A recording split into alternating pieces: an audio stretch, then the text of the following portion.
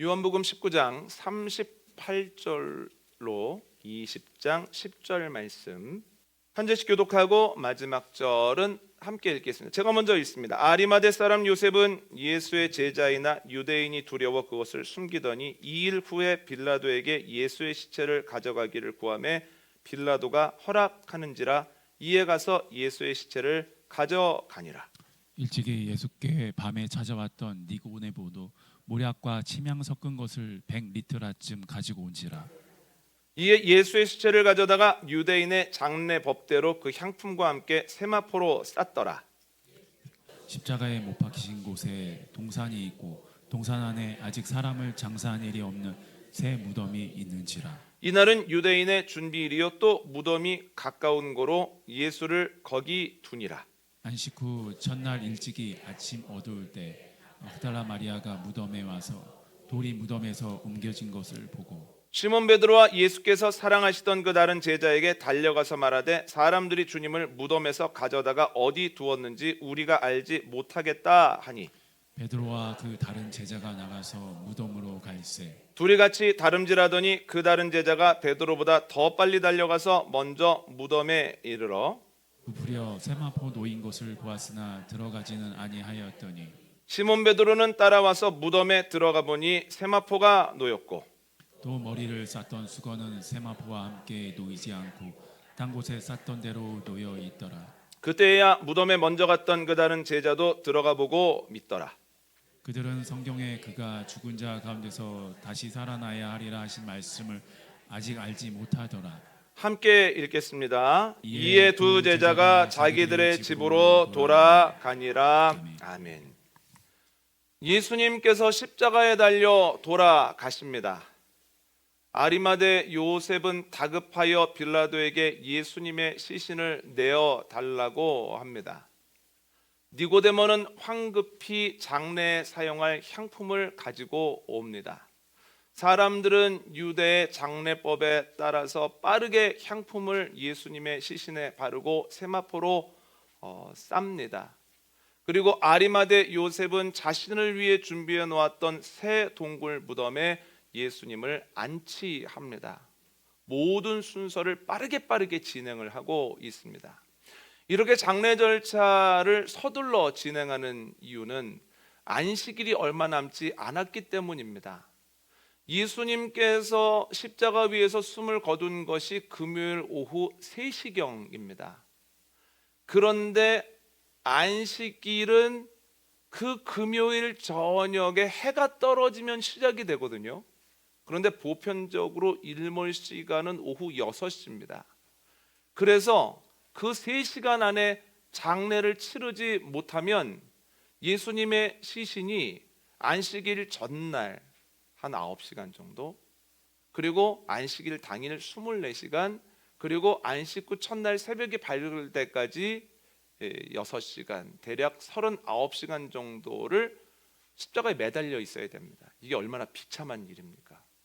게다가 사형장 옆에는 늘 날짐승과 들짐승이 있었다는 거예요. 어떤 일이 일어날지 모릅니다. 그래서 안식일이 시작되기 전에 사람들이 서둘러서 장례를 집행했다라고 하는 것이 저희가 읽은 요한복음 19장 뒤에 나오는 내용입니다.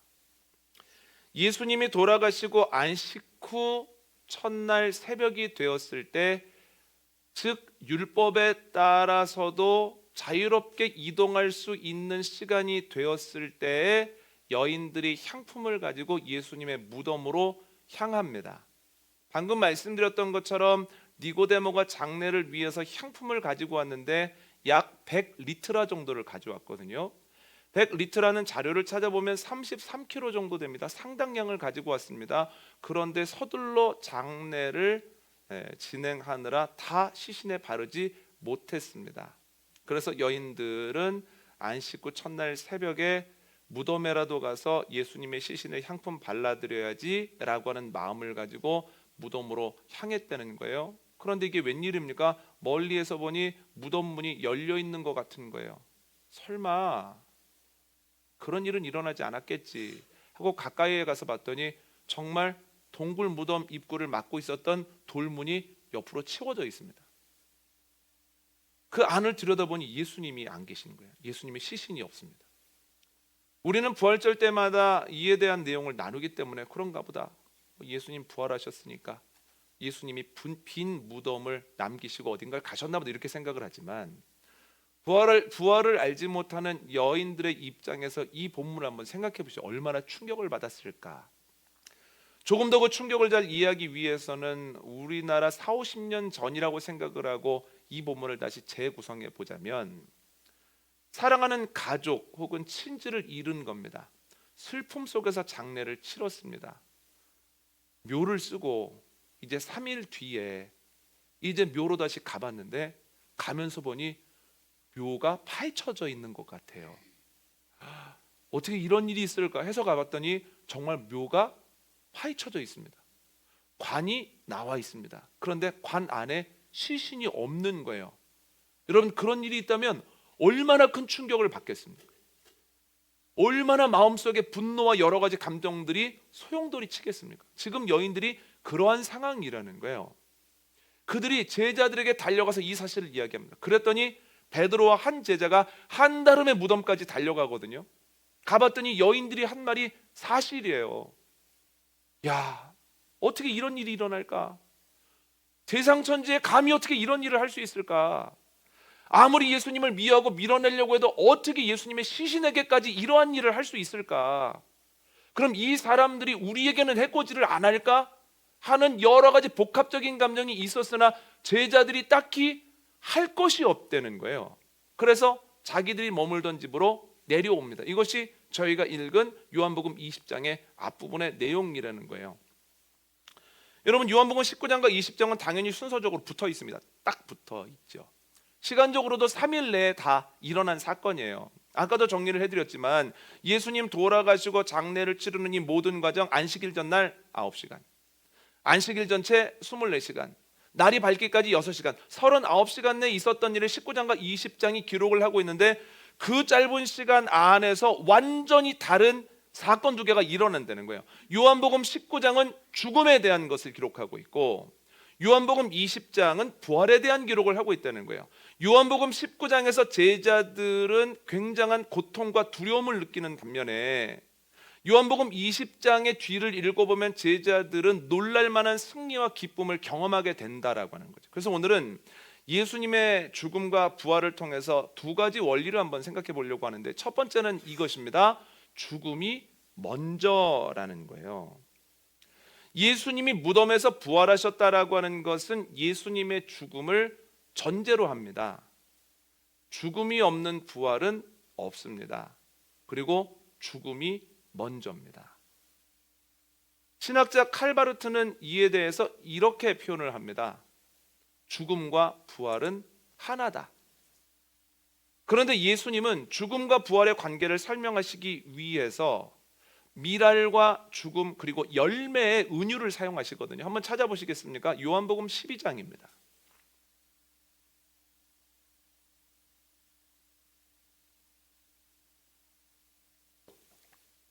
요한복음 12장 24절 말씀,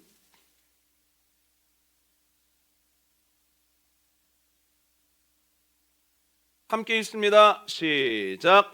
내가 진실로 진실로 너희에게 이르노니 한 알의 밀이 땅에 떨어져 죽지 아니하면 한 알 그대로 있고 죽으면 많은 열매를 맺느니라. 아멘. 예수님께서는 한 알의 밀알이 땅에 떨어져 죽으면 많은 열매를 맺는다고 하시거든요. 한 알의 밀알이 누구를 의미합니까? 예수 그리스도죠. 예수님께서 하늘 보좌를 버리시고 이 땅에 내려오셔서 십자가에 죽으심으로 예수님께서 수많은 구원의 열매를 맺으셨다라고 하는 겁니다. 죽어야 부활한다, 죽어야 열매를 많이 맺는다라고 하는 이 원리가 얼마나 핵심적이고 중요한 것인지 예수님께서는 나귀를 타고 예루살렘에 들어가시자마자 이 메시지를 처음으로 사람들에게 전해주셨다는 거예요. 이런저런 메시지를 전하는 중에 그냥 언급하시는 메시지가 아니라 핵심 메시지라는 거예요. 죽음이 먼저라는 거예요. 죽음이 있어야 부활한다라고 하는 거죠. 그런데 이 원리는 예수님에게만 중요한 것이 아니라 하나님이 이 세상을 운행해 가시는데도 너무너무 중요한 원리거든요. 그래서 이와 똑같은 원리와 관련된 사건이 성경에서 계속 반복이 됩니다. 구약에서부터 신약에까지. 하나님께서 아브라함에게 하란 땅을 떠나라고 하십니다. 왜냐하면 우상이 가득한 하란 땅을 떠나지 않으면 아브라함이 믿음의 조상이 될 수 없고 복의 근원도 될 수 없기 때문이에요. 하란이 죽어야 그가 새로운 것을 얻는다는 거예요. 예수님께서 모세를 통해서 이스라엘 사람들에게 애굽에서 나가 가나안으로 향하라고 말씀하시잖아요. 왜냐하면 애굽을 떠나지 않고서 하나님의 백성이 될 수 있는 방법은 없기 때문이에요. 애굽에 머물러 살면서 하나님이 유업으로 주시는 젖과 꿀이 흐르는 땅을 소유할 수 있는 방법이 없기 때문에 애굽이 죽어야 가나안이 산다라고 하는 거예요. 예수님께서는 물고기 잘 잡고 있는 제자들에게 나를 따르라고 하시죠. 나를 따르라고 하는 건 여기를 떠나라는 얘기거든요. 예수님께서 떠나라고 말씀하시는 이유는 제자들이 여전히 배를 타고 손에 그물질을 하는 가운데에서도 예수님의 온전한 제자가 될 수 없기 때문이에요. 마찬가지로 예수님은 세관에 앉아있는 세리 마태를 부르셨거든요. 나를 따르라. 이건 뭡니까? 세관을 떠나라는 거예요. 왜 그렇습니까? 세리 마태가 지금과 똑같은 셈법을 가지고는 예수님이 이야기하시는 것을 이해를 못하기 때문이에요. 여러분 생각해 보십시오. 셈법이 뚜렷하다라고 하는 건 뭡니까? 손해 안 본다는 거예요. 이익을 위해서 힘쓴다는 거예요. 여러분 그런 셈법을 가지고 있는 이가 예수님이 모든 것을 가지고 하늘에 계시다가 우리를 사랑하셔서 인간의 몸을 입고 고난을 당하신다라고 하는 것이 이해가 되겠습니까? 안 되겠습니까? 세리의 셈법으로, 이 세상의 셈법으로는 이해가 안 되는 거예요. 그래서 너 세관을 떠나야 돼. 네가 지금까지 가지고 있던 셈법을 버려야 돼. 그래야 내 말도 이해되고 나를 따를 수 있어 라고 말씀하셨다라고 하는 거예요. 이전의 것이 죽어야 새로운 것이 살아나죠. 이전의 것이 다 허물어져야 거기에 새로운 것이 일어나게 된다는 거예요. 그런데 참 희한하죠. 그게 당연하다고 생각을 하지만 우리가 신앙생활하면서 보이는 모습을 보면 우리는 하란을 떠나지 않는 상태에서도 복받고 싶어하고 복의 근원까지 되고 싶어 한다는 거예요. 애굽에 그대로 머물러 있는 가운데에서도 하나님께 내가 그 땅의 주인 되고 싶다고, 내가 하나님의 백성으로 살아가고 있다라고 생각하고 착각도 한다라고 하는 거예요. 여전히 예전과 똑같은 모습으로 살아가면서 제일 중요한 것이 물고기면서 다른 사람보다 내가 더 많이 잡았다는 것이, 또 내가 더 큰 배를 가지고 있다라고 하는 것이 나의 자랑이면서 여전히 내가 제자라고 생각을 하고 착각하며 살아간다라고 하는 거죠. 그뿐만이 아닙니다. 여전히 예전의 셈법을 가지고 교회에서도 생활한다는 거예요. 예전의 셈법을 가지고 있기 때문에 교인의 숫자가 성공한 교회냐 아니냐를 판단하고, 넌 그가 얼마나 많은 소유와 힘을 가지고 있느냐에 따라서 그가 소중한 교인인지 아니면 그저 그런 교인인지를 나누는 일들이 교회 안에서도 비일비재한다는 거예요. 예전의 셈법을 버리지 않은 상태에서 주님을 따라가는 경우가 있다는 거예요. 그래서 그러기 때문에 겉으로는 교회인데 속으로는 더 노골적인 사회인 경우가 많지 않습니까? 이전의 것이 죽고 허물어져야만 새로운 것이 살아나고 새로운 것이 세워진다는 거예요. 내 계획이 죽어야만 온전히 주님을 따라갈 수 있습니다. 내 계획이 죽는다라고 하는 것은 계획을 안 한다는 말이 아닙니다. 주님께 맡기라고 하면 늘 고민하는 것, 어려워하고 회피하는 것을 주로 방어기제로 사용하시는 분들은 주님께 다 맡겨야지 내가 뭘 할 수 있겠어 하면서 그냥 아무것도 안 해버리거든요. 그래 안 되면 주님 탓을 하거든요. 그건 아닙니다. 내 계획이 죽었다라고 하는 것은 하나님께서 나에게 주신 상황 속에서 최선의 노력을 하고 계획을 세우나 그 계획이 생각대로 안 되어졌을 때 이것이 주님의 계획과 맞지 않는 건 아닐까 하면서 끊임없이 주님께 내 계획을 가지고 가서 확인받고 노력하는 그 과정을 겪는 사람을 보면서 저 사람은 자기 계획이 아니라 하나님의 계획대로 가려고 노력하는구나, 저 사람 계획이 죽었구나라고 생각을 하거든요. 자기 계획이 죽어야 하나님의 뜻에 따를 수 있다는 거예요. 내 안에 있는 혈기가 죽어야 내 옆에 있는 사람을 사랑할 수 있다는 거예요. 내 안에 있는 상처가 녹아져야만 내 옆에 있는 사람을 진정으로 끌어안을 수 있다는 거예요. 내가 가지고 있는 욕심이 죽어져야만 내가 하나님 안에서 평안을 누릴 수 있다는 거예요. 예수님이 뭐라고 말씀하셨습니까? 심령이 가난한 자는 복이 있나니 천국이 저희 것임이라는 거예요. 이 마음속에 있는 많은 것들이 허물어지고 죽지 아니하고는 하나님 나라 천국을 볼 수도 없고 누릴 수도 없다라고 하는 거예요. 여러분, 우리에게 죽어야 되는 것이 무엇입니까? 오랫동안 신앙생활을 했음에도 불구하고 여전히 죽지 않은 것, 깨어지지 않은 것, 내 마음을 가득 채우고 있는 것은 무엇입니까? 예수님께서 분명히 우리에게 말씀하십니다. 죽음이 먼저다. 깨어짐이 먼저다. 그래야 부활하고 그래야 세워지고 그래야 채워진다.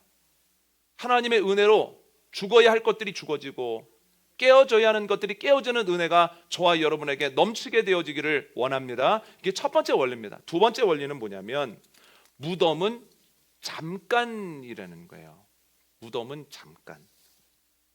설교를 들으시면서 이런 생각을 하시는 분들도 혹 계실 것 같습니다. 목사님, 사순절 한 달 반을 지내고 지난주에는 고난주간이었고 고난주간에 성경 필사 만만치 않았고 또 애들 보고 성경 필사하라고 날마다 전쟁 같은 날을 치렀는데 이제 부활절이 됐으면 여러분 드디어 모든 것이 해결됐습니다. 기쁨을 누립시다 하시면 좋은데, 아니 부활주일마저도 죽지 않은 게 뭐냐고, 깨져야 되는 것이 뭐냐고 물으시면 너무 고됩니다.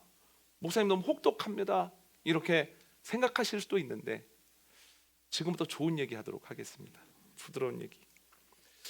예수님께서 무덤에서 부활하셨다는 뭘 전제라고 했습니까? 아까 말씀드린 대로 죽음이 먼저라는 거예요.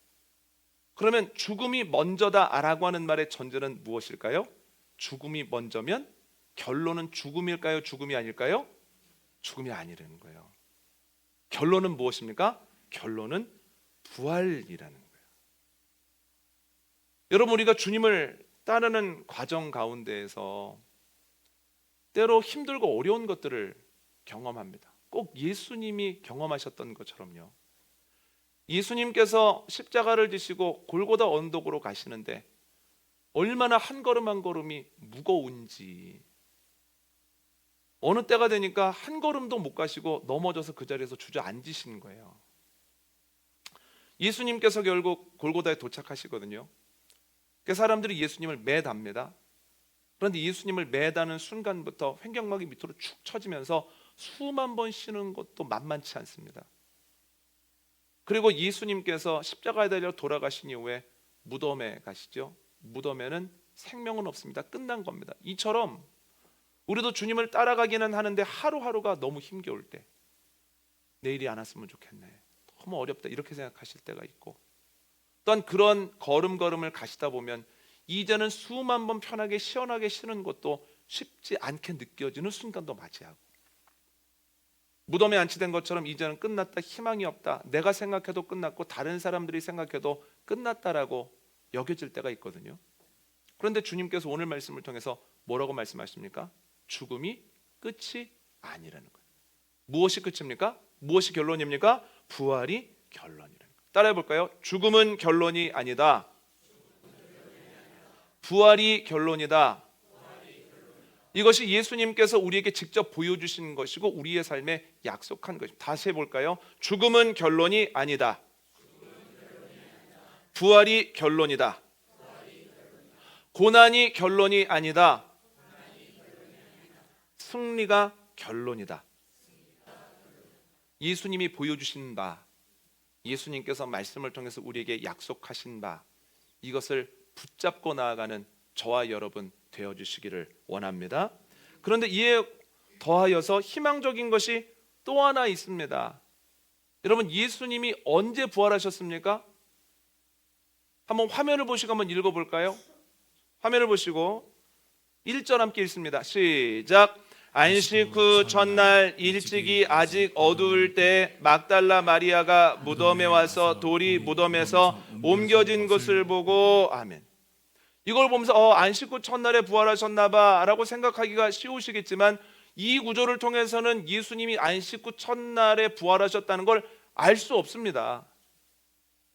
안식 후 첫날에 부활하셨다는 게 아니라 이 구조를 통해서는 부활하신 예수님을, 아니 빈 무덤을 안식 후 첫날에 여자 제자들과 베드로가 봤다 정도만 알 수 있는 거예요. 만약에 예수님이 십자가에 달려 돌아가신 날, 안식일 전날에 돌아가셨다가 부활하셨다고 생각해 보십시오. 그런다고 해도 제자들이 알 길이 없습니다. 안식일에 부활하셨다고 해도 알 길이 없습니다. 왜냐하면 이동 제한이 있거든요. 그래서 예수님이 찾아오시지 않는 한 예수님이 전에 부활하셨어도 그건 모르는 겁니다.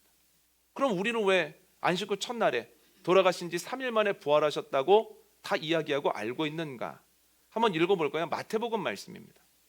마태복음 16장 21절입니다.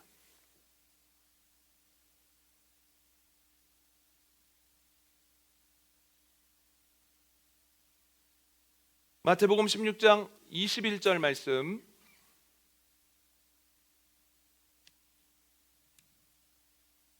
함께 있습니다. 시작.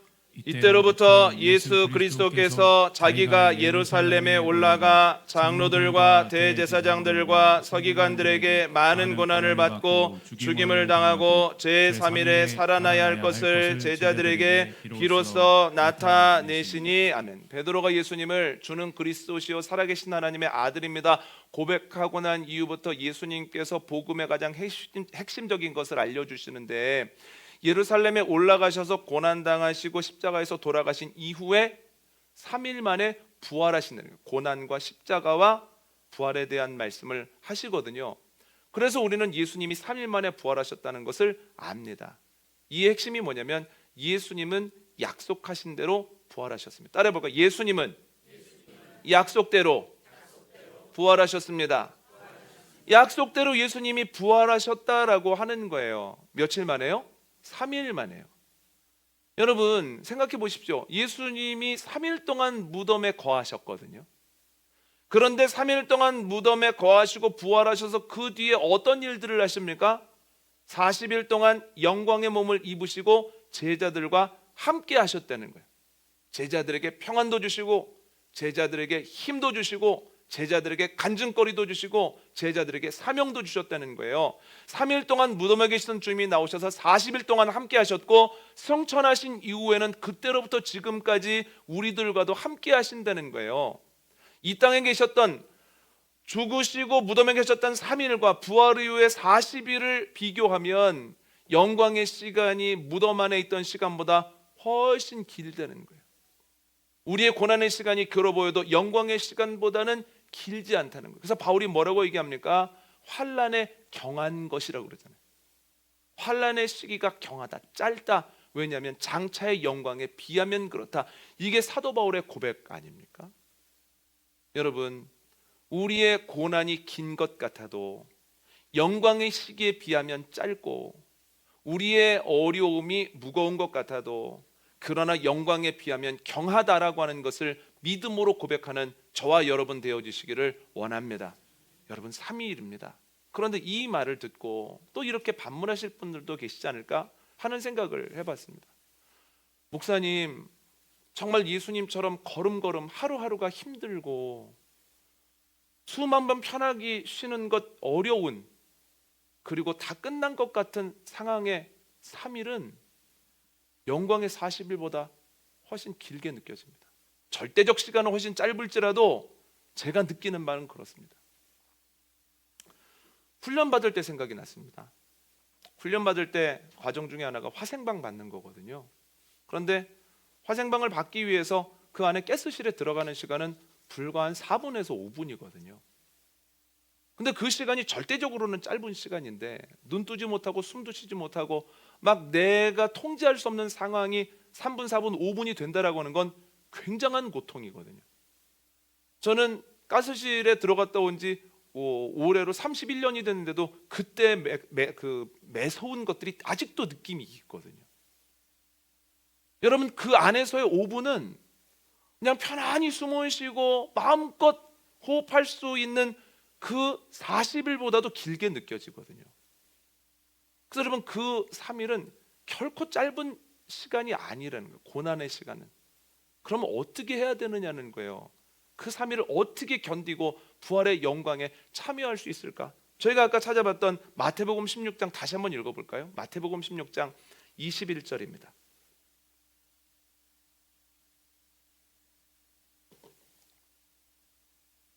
함께 읽습니다. 시작. 이때로부터 예수 그리스도께서 자기가 예루살렘에 올라가 장로들과 대제사장들과 서기관들에게 많은 고난을 받고 죽임을 당하고 제3일에 살아나야 할 것을 제자들에게 비로소 나타내시니. 아멘. 21절이 어떤 말로 시작이 됩니까? 이때로부터라는 거예요. 이때라고 하면 예수님이 한 번 얘기하시는 거예요. 고난과 죽음과 부활이요.